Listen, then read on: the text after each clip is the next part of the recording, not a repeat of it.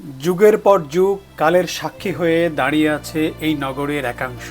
আবহমান বাংলার শিল্প ও সংস্কৃতির ধারক ও বাহকের ভূমিকায় পুরনো জীর্ণশীর্ণ ভবনগুলো অস্তিত্বের জানান দিচ্ছে আজও। বাড়িগুলোর প্রতিটি ইটের দেয়ালে লেগে আছে ইতিহাস আর ঐতিহ্যের গন্ধ। পৃথিবী থেকে হারিয়ে যাওয়া 100 নগরের তালিকায় থাকা এই নগরের নাম পানাম নগর। নারায়ণগঞ্জের সোনারগাঁওয়ে 20 বর্গ কিলোমিটার এলাকা জুড়ে এই নগরী গড়ে ওঠে। 15 শতকে ঈসা খাঁ বাংলার প্রথম রাজধানী স্থাপন করেছিলেন সোনারগাঁয়ে। সুলতানি আমল থেকে এখানে বিকশিত ছিল বাংলার সংস্কৃতি। বিশ্ববিখ্যাত মসলিন কাপড় তৈরি হতো পানাম নগর এলাকায়। মসলিন কাপড়কে ঘিরেই বৃহৎ ব্যবসায়িক কেন্দ্র হিসেবে এই পানাম নগর গড়ে ওঠে বলে ধরে নেওয়া যায়। পশ্চিমে শীতলক্ষ্যা আর পূর্বে মেঘনা নদী হয়ে বিলেত থেকে আসতো বিলেতি থান কাপড়, দেশ থেকে যেত মসলিন। শীতলক্ষ্যা আর মেঘনার ঘাটে প্রতিদিনই ভিড়ত পাল তোলা নৌকা। মূলত পানাম ছিল হিন্দু ধনী ব্যবসায়ীদের বসত ক্ষেত্র।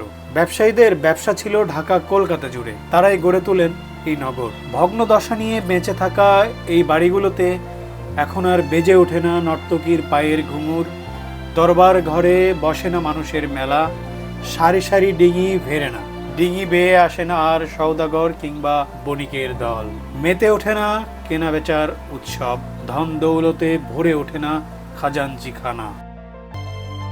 পানাম নগরে এখন কোনো রকমে টিকে আছে 52টি সুরম্য ভবন। সড়কের দুপাশের বাড়িগুলোর কোনোটি দোতলা, কোনোটি একতলা। এসব ভবন নির্মাণে ইটের সঙ্গে ব্যবহার করা হয়েছে ঢালাই লোহার তৈরি ব্র্যাকেট, ভেন্টিলেটর আর জানালার গ্রিল। মেঝেতে রয়েছে লাল, সাদা, কালো মোজাইকের কারুকাজ।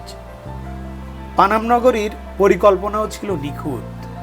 নগরীতে পানি সরবরাহের জন্য দুপাশে 2টি খাল ও 5টি পুকুর আছে। প্রায় প্রতিটি বাড়িতেই আছে কূপ।